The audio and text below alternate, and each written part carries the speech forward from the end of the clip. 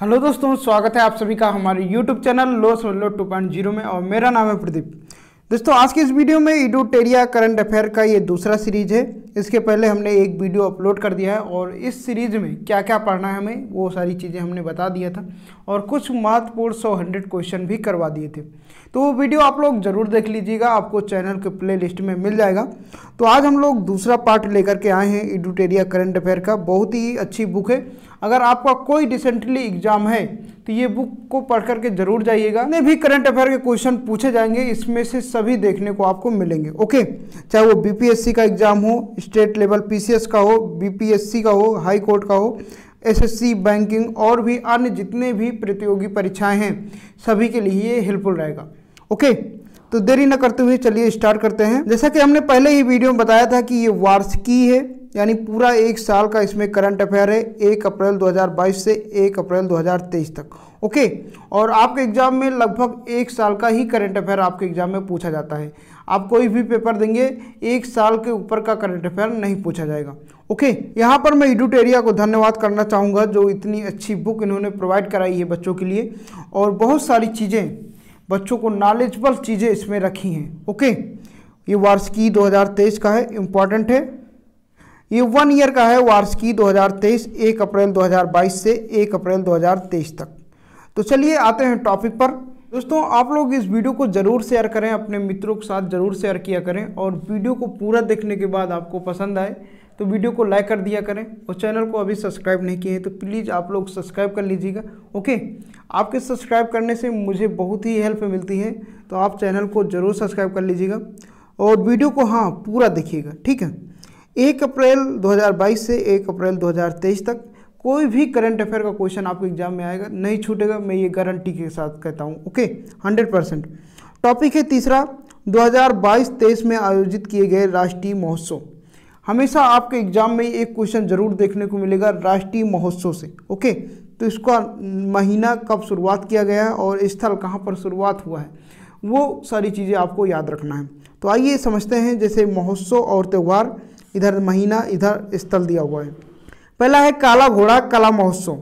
काला घोड़ा कला महोत्सव जो कि फरवरी 2023 में इसकी शुरुआत हुई थी और ये कहाँ पर मनाया जाता है? मुंबई में।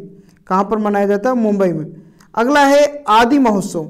आदि महोत्सव फरवरी में 2023 में हुआ था, ये नई दिल्ली में। अगला है राष्ट्रीय संस्कृत महोत्सव। राष्ट्रीय संस्कृत महोत्सव ये कहाँ पर शुरू हुआ? मुंबई में 11 और 19 फरवरी को। ओके, अगला है राष्ट्रीय संस्कृत महोत्सव का 14वां संस्करण। ये कहाँ पर? बीकानेर, राजस्थान में 25 से लेकर के 5 मार्च तक। ओके, 25 फरवरी से लेकर के 5 मार्च तक। अगला है खजुराहो नृत्य महोत्सव। खजुराहो नृत्य महोत्सव ये कहाँ हुआ था? Madhya Pradesh. Okay, correct option क्या हो जाएगा? मध्य प्रदेश। अगला है एलोरा अजंता अंतर्राष्ट्रीय महोत्सव। ये कहाँ पर? महाराष्ट्र में मनाया जाता है। अगला है ऑरेंज फेस्टिवल। ये कहाँ मनाया जाता है? कोहिमा, नागालैंड। याद रखिएगा, ऑरेंज फेस्टिवल कहाँ मनाया जाता है? कोहिमा, नागालैंड।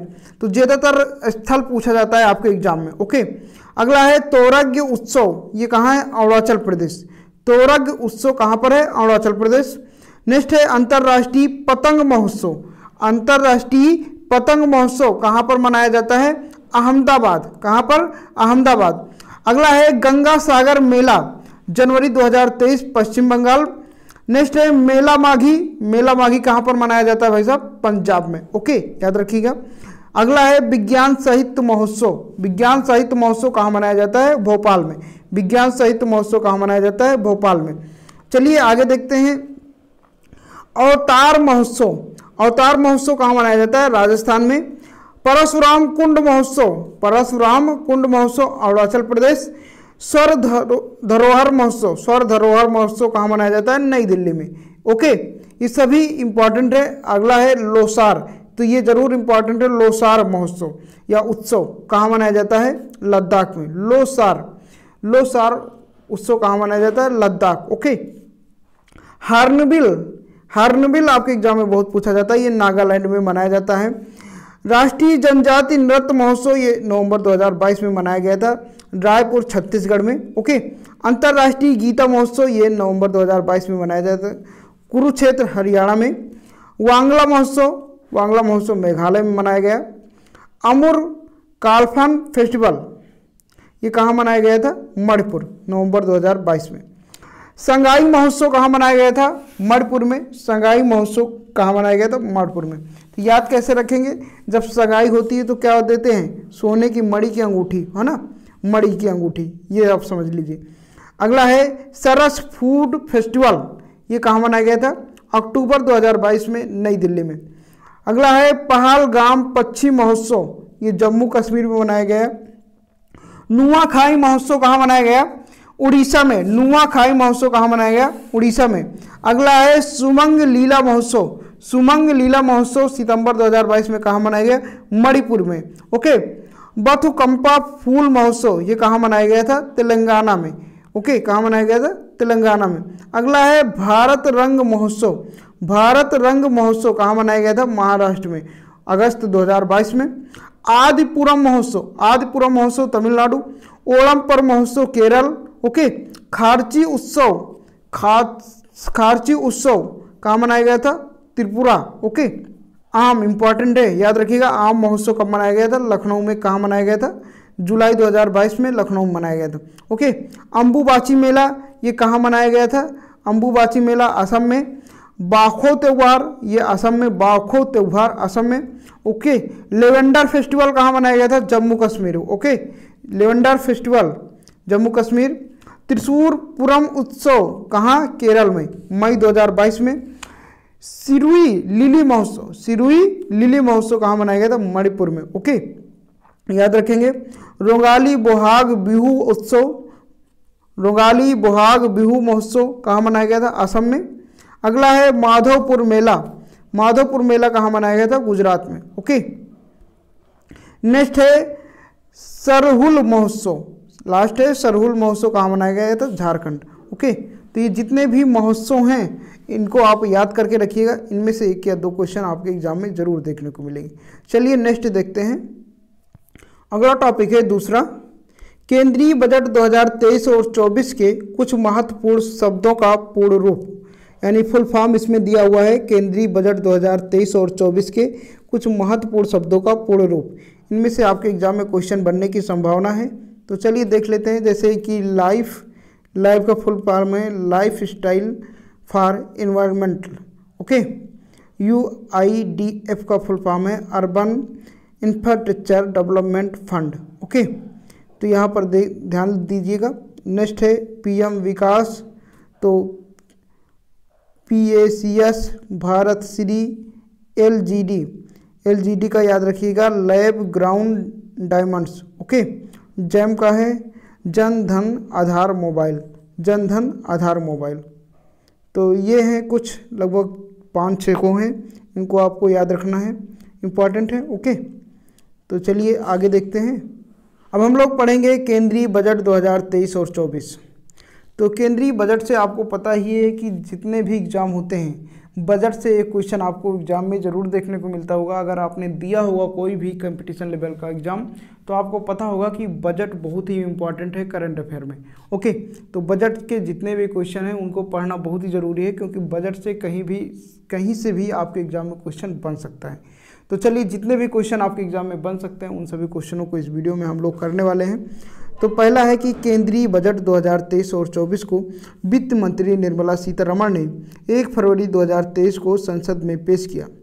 यह अमृतकाल में पहला बजट है।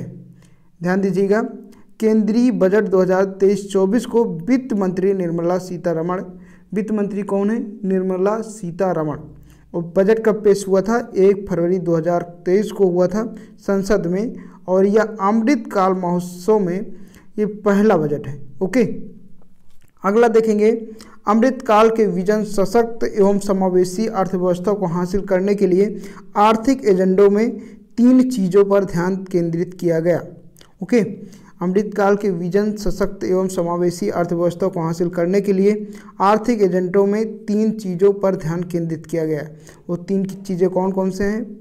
तो चलिए समझते हैं। पहला है नागरिकों, विशेषकर युवा वर्ग को अपनी आकांक्षाओं पूर्ति करने के लिए पर्याप्त अवसर उपलब्ध कराना। दूसरा है कि विकास और रोजगार सृजन पर विशेष ध्यान देना। तीसरा है कि बृहद आर्थिक सुदृढ़ता को सुदृढ़ बनाना। ओके, तो ये है। अगला है कि अमृत काल यानी भारत एड्रेड 100, भारत एड्रेड 100 तक की हमारी यात्रा के दौरान निम्नलिखित 4 मौके रूपांतरकारी हो सकते हैं।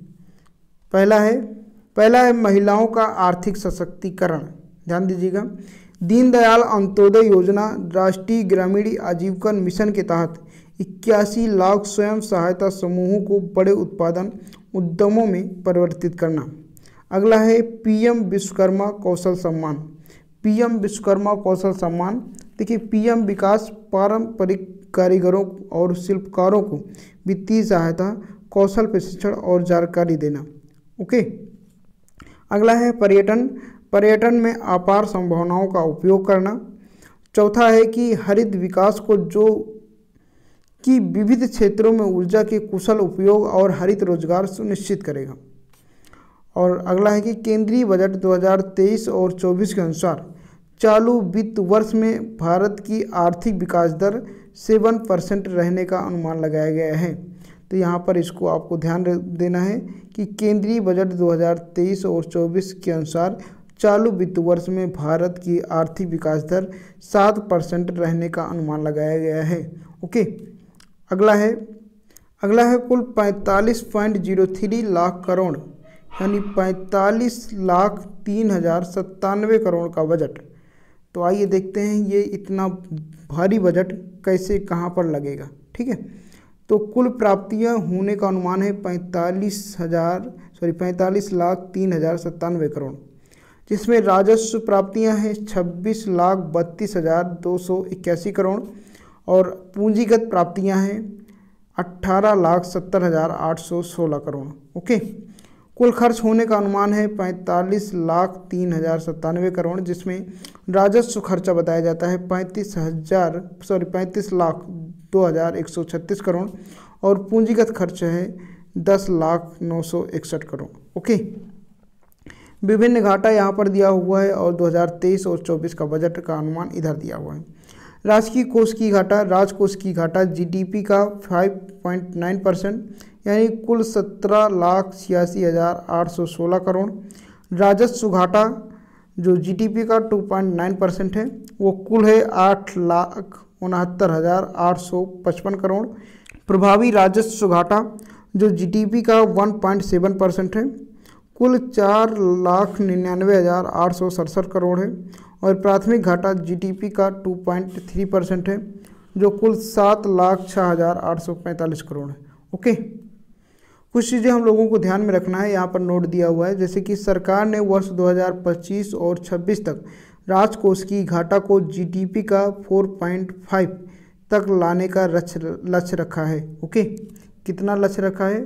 4.5%। ओके, अगला है राज्यों को जीएसडीपी के 3.5% के राजकोषीय घाटे की अनुमानित होगी, जिसका 0.5% विद्युत क्षेत्र में सुधार से जोड़ा जाएगा।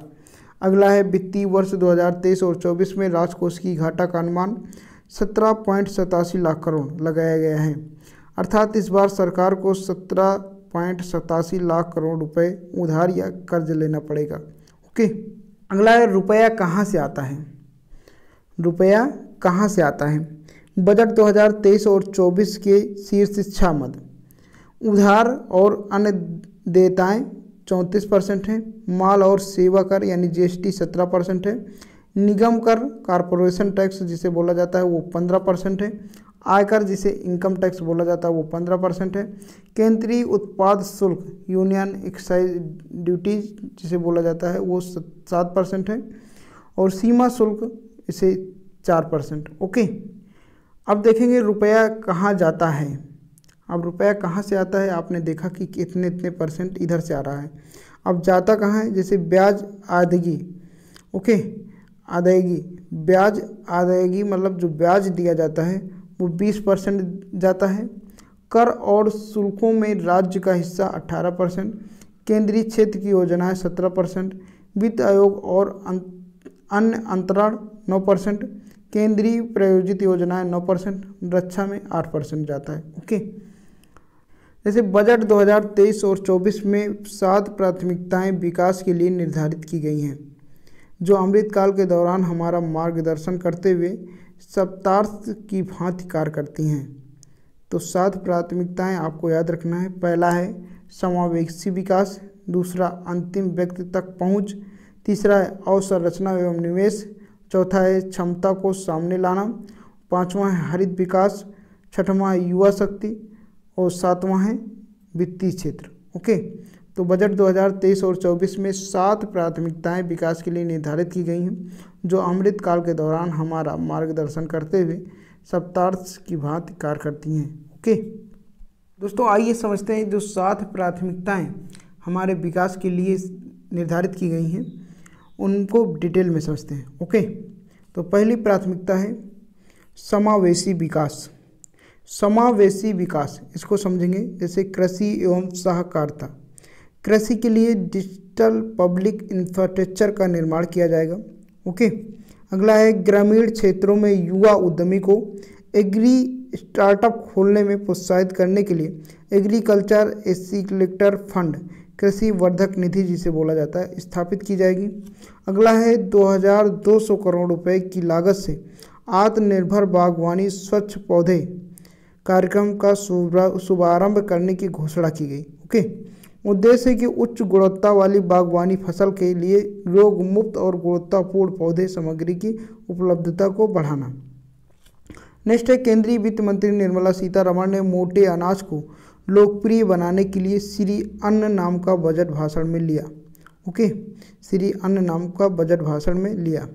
अगला है भारत श्री अन्न का सबसे बड़ा उत्पादक और दूसरा सबसे बड़ा निर्यातक है। ओके, भारत को श्री अन्न का वैश्विक केंद्र बनाने के लिए भारतीय बाजरा अनुसंधान संस्थान हैदराबाद को उत्कृष्ट केंद्र के रूप में बढ़ावा दिया जाएगा। अगला है 6000 करोड़ रुपए के निवेश से पीएम मत्स्य संपदा योजना की एक नई उपयोजना शुरू की जाएगी। इसका उद्देश्य मछली पालकों, मत्स्य विक्रेताओं और सूक्ष्म लघु उद्यमों को अधिक सक्षम बनाना है। ओके, नेक्स्ट आता है कि पशुपालन, डेयरी और मत्स्य क्षेत्र के लिए 20 लाख करोड़ रुपए के ऋण का लक्ष्य रखा गया है। अगला है स्वास्थ्य, शिक्षा तथा कौशल वर्धन। केंद्रीय बजट 2023 और 24 के अनुसार 157 नए नर्सिंग कॉलेज स्थापित किए जाएंगे और वर्ष 2047 तक स्किल सेल एनीमिया का उन्मूलन करने के लिए एक मिशन की शुरुआत की जाएगी। इससे प्रभावित जनजातीय क्षेत्रों में जागरूकता सृजन किया जाएगा और 40 वर्ष के आयु के 7 करोड़ लोगों को यूनिवर्सल स्क्रीनिंग करवाई जाएगी। ओके, बच्चों और किशोरों के लिए एक राष्ट्रीय डिजिटल पुस्तकालय की स्थापना की जाएगी और फार्मास्यूटिकल अनुसंधान को बढ़ावा देने के लिए नए कार्यक्रम की शुरुआत होगी। दूसरा आता है प्राथमिकता। ओके, अंतिम व्यक्ति तक पहुंच बनाना। ये कैसे हो पाएगा, आइए समझते हैं। पहला है कि आकांक्षी जिला कार्यक्रम की सफलता को देखते हुए सरकार 500 ब्लॉकों में आकांक्षी ब्लॉक कार्यक्रम शुरू करेगी। विशेष रूप से संवेदनशील जनजातीय समूह जो पीवीटीजी की सामाजिक आर्थिक स्थितियों में सुधार लाने के लिए प्रधानमंत्री पीवीटीजी विकास मिशन शुरू किया जाएगा। अगले 3 वर्षों में इस मिशन को लागू करने के लिए करीब 15,000 करोड़ रुपए की राशि उपलब्ध कराई जाएगी। अगला है अगले 3 वर्षों में केंद्र 3.5 लाख जनजाति छात्रों के लिए चलाए जा रहे 740 एकलव्य मॉडल आवासीय स्कूलों में 38,800 अध्यापकों और सह कर्मचारियों की नियुक्ति की जाएगी। दूसरे ही पॉइंट के अंतर्गत आता है कि कर्नाटक के सूखा प्रवण मध्य क्षेत्र में संधारणी सूक्ष्म सिंचाई तथा पेयजल की सुविधा मुहैया कराने के लिए ऊपरी भद्र परियोजना का केंद्रीय सहायता दी जाएगी। अगला है पीएम आवास के लिए परिव्यय में 66% वृद्धि कर 79,000 करोड़ रुपए से अधिक किया गया है। अगला है भारत साझा पुरालेख निधान श्री भारत श्री। ओके, यह एक प्रकार का डिजिटल पुरालेख पांडुलिपि संग्रहालय है। क्या है? भारत साझा पुरालेख निधान, इसे भारत श्री बोला जाता है। यह एक प्रकार का डिजिटल पुरालेख पांडुलिपि संग्रहालय है। इसके प्रथम चरण में 1 लाख प्राचीन पुरालेखों का डिजिटलीकरण करके इनमें स्थापित किया जाएगा। अगला है जेल में बंद निर्धन व्यक्तियों जो जमानत राशि व्यवस्था करने में असमर्थ हैं उन्हें वित्तीय सहायता प्रदान करने की घोषणा इस बजट में की गई है। फिर से सुन लीजिए कि जेल में बंद निर्धन व्यक्तियों जो जमानत राशि व्यवस्था करने में असमर्थ हैं उन्हें वित्तीय सहायता प्रदान करने की घोषणा इस बजट में की गई है। ओके, अगला आता है प्राथमिकता, अवसंरचना और निवेश। तीसरा पॉइंट है प्राथमिकता, जिसे अवसंरचना और निवेश।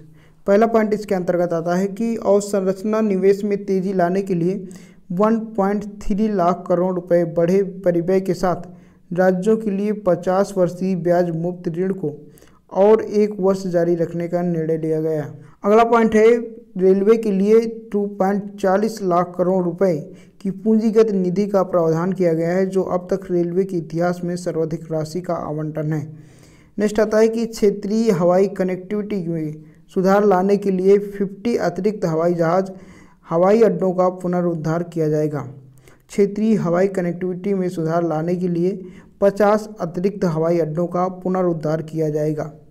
नेक्स्ट आता है कि शहरी अवसंरचना विकास कोष जिसे UIDF की स्थापना प्राथमिकता वाले क्षेत्रों में आई ऋण की कमी के उपयोग के माध्यम से होगी। अगला पॉइंट है कि इसका प्रबंधन राष्ट्रीय आवास बैंकों द्वारा किया जाएगा। इसका उपयोग टियर 2, टियर 3 शहरों में अवसंरचना के निर्माण के लिए सार्वजनिक एजेंसियों द्वारा किया जाएगा। इसके लिए सरकार प्रतिवर्ष 10,000 करोड़ रुपए की धनराशि उपलब्ध कराएगी। ओके, अगला है प्राथमिकता 4, प्राथमिकता। ओके, सक्षमता को सामने लाना। पहला पॉइंट है इसके अंतर्गत एकीकृत ऑनलाइन प्रशिक्षण के लिए आई गाट कर्मयोगी नामक एक प्लेटफॉर्म शुरू किया जाएगा। देश के शीर्ष शैक्षिक संस्थानों में कृत्रिम बुद्धिमत्ता के लिए 3 उत्कृष्टता केंद्र स्थापित किए जाएंगे। स्टार्टअप और शिक्षाविदों द्वारा नवाचार और अनुसंधान शुरू करने के लिए राष्ट्रीय डाटा शासन नीति लाई जाएगी। न्याय के शासन में दक्षता लाने के लिए 7,000 करोड़ रुपए के परिव्यय से ई-न्यायालय परियोजना का चरण। अगला है MSME के संविदा निष्पादन को सरल बनाने के लिए विवाद से विश्वास लाया जाएगा, विश्वास 1। ओके, अगला है सरकार और सरकारी उपक्रमों के संविदागत विवादों को निपटाने के लिए विवाद से विश्वास 2 लाया जाएगा। तो यहाँ पर ध्यान देना है कि MSME के संविदा निष्पादन को सरल बनाने के लिए विवाद से विश्वास 1 लाया जाएगा और सरकार और सरकारी उपक्रमों के संविदागत विवादों को निपटाने के लिए विवाद से विश्वास 2 लाया जाएगा। ओके, अगला है MSME के बड़े व्यवसायों और चैरिटेबल ट्रस्टों के प्रयोग के लिए एक निकाय डिजिलॉकर स्थापित किया जाएगा। नेक्स्ट आता है कि पहचान और पते के अपडेट के लिए वन स्टॉप समाधान की व्यवस्था की जाएगी, जिसमें डिजिलॉकर और आधार की मूलभूत पहचान के रूप में प्रयोग किया जाएगा। अगला आता है 5G सेवाओं पर आधारित एप्लीकेशन विकसित करने के लिए 100 लैब स्थापित किए जाएंगे। नेक्स्ट आता है कि व्यापारिक सुगमता को बढ़ावा देने के लिए 39,000 से ज़्यादा अनुपालनों को कम किया गया है और 3400 से अधिक विविध उपबंधों को अपराध की श्रेणी से हटाया गया। अगला आता है कि 42 केंद्रीय अधिनियमों में संशोधन के लिए जन विश्वास विधेयक पेश किया गया। नेक्स्ट आता है कि 5वां आता है, हम लोग 4 पढ़ चुके हैं, प्राथमिकता हरित विकास। क्या आता है? हरित विकास। ओके, हरित विकास के अंतर्गत पर्यावरण के प्रति सजग जीवन शैली के आंदोलन को गति देने के लिए लाइफ शुरू किया गया था, जिसकी चर्चा बजट भाषण में की गई। अगला है 19,700 करोड़ रुपए की लागत से शुरू किए गए अंतर्राष्ट्रीय हरित हाइड्रोजन मिशन। 19,700 करोड़ रुपए की लागत से शुरू किए गए राष्ट्रीय हरित हाइड्रोजन मिशन के मदद से अर्थव्यवस्था को निम्न कार्बन सघनता वाली स्थिति में लाया जाएगा। अगला है मिशन की मदद से जीवाश्म ईंधन के आयातों पर निर्भरता को कम करके 2030 तक 5 MMT के वार्षिक उत्पादन का लक्ष्य निर्धारित किया जाएगा। अगला पॉइंट आता है कि लद्दाख से 13 गीगावाट नवीकरणीय ऊर्जा के निष्क्रमण और ग्रिड एकीकरण के लिए अंतर्राज्यीय परिसर प्रणाली 20,700 करोड़ के निवेश के साथ निर्मित की जाएगी। कितना? लद्दाख से 13 गीगावाट नवीकरणीय ऊर्जा के निष्क्रमण और ग्रिड एकीकरण के लिए अंतर्राज्यीय परिवेशन प्रणाली 20,700 करोड़ रुपए के निवेश के साथ निर्मित की जाएगी।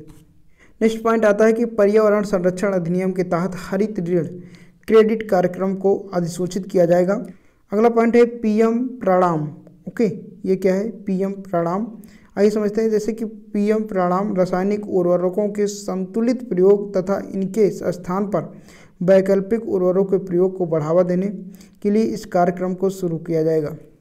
नेक्स्ट है चक्रीय अर्थव्यवस्था को बढ़ावा देने के उद्देश्य से गोवर्धन या ग्लोनाइजिंग ऑर्गेनिक बायो एग्रो रिसोर्सेज धन नामक योजना के तहत 10,000 करोड़ रुपए के कुल निवेश के साथ 500 नए अपशिष्ट से आमदनी संयंत्र स्थापित किए जाएंगे।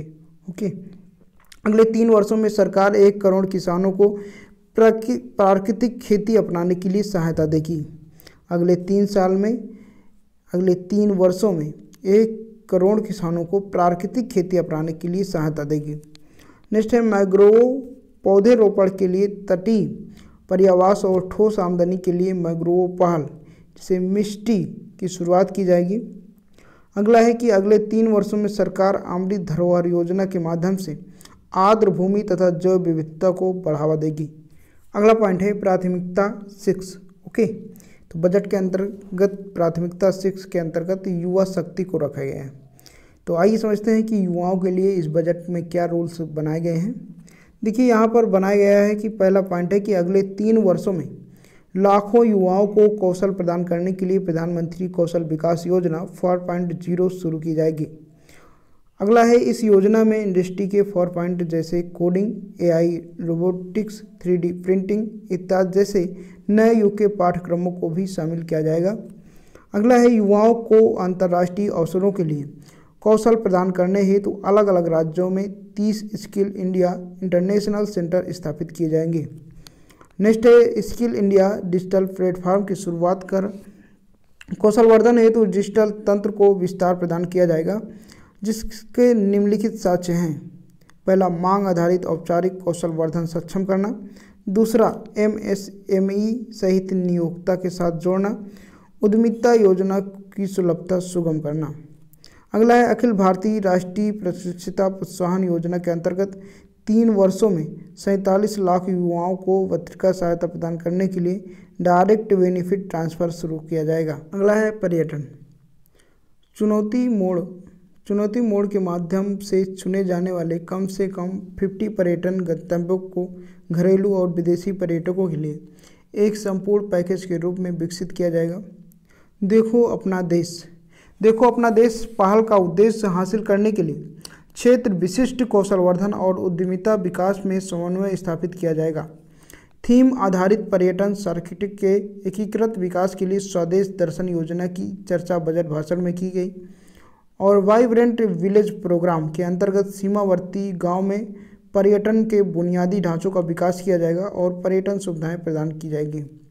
नेक्स्ट है कि राज्यों के उन स्वयं के एक जिला एक उत्पाद जीआई उत्पाद और अन्य हस्तलिपि उत्पादों को बढ़ावा देने के लिए उनकी बिक्री करने के लिए अपने अपने राजधानियों में या सबसे प्रमुख पर्यटन केंद्र पर एक यूनिटी मॉल स्थापित किया जाएगा। अगला पॉइंट है प्राथमिकता 7 वित्तीय क्षेत्र। ओके, पहला पॉइंट है वित्तीय सहायक सूचना की केंद्रीय डिपॉजिटरी जिसे भंडार के रूप में काम करने के लिए राष्ट्रीय वित्तीय सूचना रजिस्ट्री की स्थापना की जाएगी। ओके, तो याद रखिएगा राष्ट्रीय वित्तीय सूचना रजिस्ट्री। इससे ऋण का कुशल प्रवाह संभव होगा, वित्तीय समावेशन को बढ़ावा मिलेगा और वित्तीय स्थिरता बढ़ेगी। अगला है डिजिटल निरंतरता समाधान ढूंढने वाले देशों के लिए GIFT IFSC के उनके डाटा दूतावास की स्थापना की जाएगी। ओके, कंपनियों के त्वरित रिस्पांस के लिए एक केंद्रीय डाटा संसाधन केंद्र की स्थापना की जाएगी। अगला है कि वर्ष 2022 में डिजिटल भुगतान के लेन देन में 76% और मूल्य में 91% की वृद्धि हुई है। आज़ादी का अमृत महोत्सव के स्मरण रूप मार्च 2025 तक 2 वर्षों की अवधि के लिए एक नई लघु बचत योजना सम्मान बचत प्रमाण पत्र उपलब्ध कराया जाएगा। और नेक्स्ट है कि वरिष्ठ नागरिक बचत योजना के लिए अधिकतम जमा सीमा को 15 लाख रुपए से बढ़ा करके 30 लाख रुपए दिया जाएगा। ओके दोस्तों, ये वीडियो आप लोग 2-3 बार रिवीजन कीजिएगा। 2-3 बार रिपीट करेंगे तो ऑटोमेटिक सारी चीज़ें आपको पता चल जाएंगी, सारी चीज़ें आपको समझ में आ जाएंगी। और भी आगे बताएंगे तो ये वीडियो बड़ा हो जाएगा, इसलिए बस आज की वीडियो में इतना ही। मिलते हैं एक नेक्स्ट पार्ट के साथ। ओके, धीरे धीरे पार्ट 1, पार्ट 2, पार्ट 3 करके ये पूरी बुक हमें ख़त्म कराना है। तो छोटे छोटे पार्ट हैं, आपको देखने में भी कोई दिक्कत नहीं है। आप टाइम निकाल कर किसी भी समय आधे घंटे देख सकते हैं, अच्छे से समझ सकते हैं। आशा करता हूँ ये वीडियो आपको पसंद आया होगा। पसंद आया तो लाइक करें। चैनल को सब्सक्राइब नहीं किया है तो मैं बार बार कहता हूँ सब्सक्राइब कर लीजिएगा। इससे क्या होगा कि हम जितने भी वीडियो अपलोड करेंगे उसका नोटिफिकेशन आपको मिलेगा और अपनी तैयारी को बहुत ही आगे तक ले जा पाएंगे। ओके, तो चलिए मिलते हैं एक नए वीडियो के साथ। तब तक के लिए जय हिंद, जय भारत।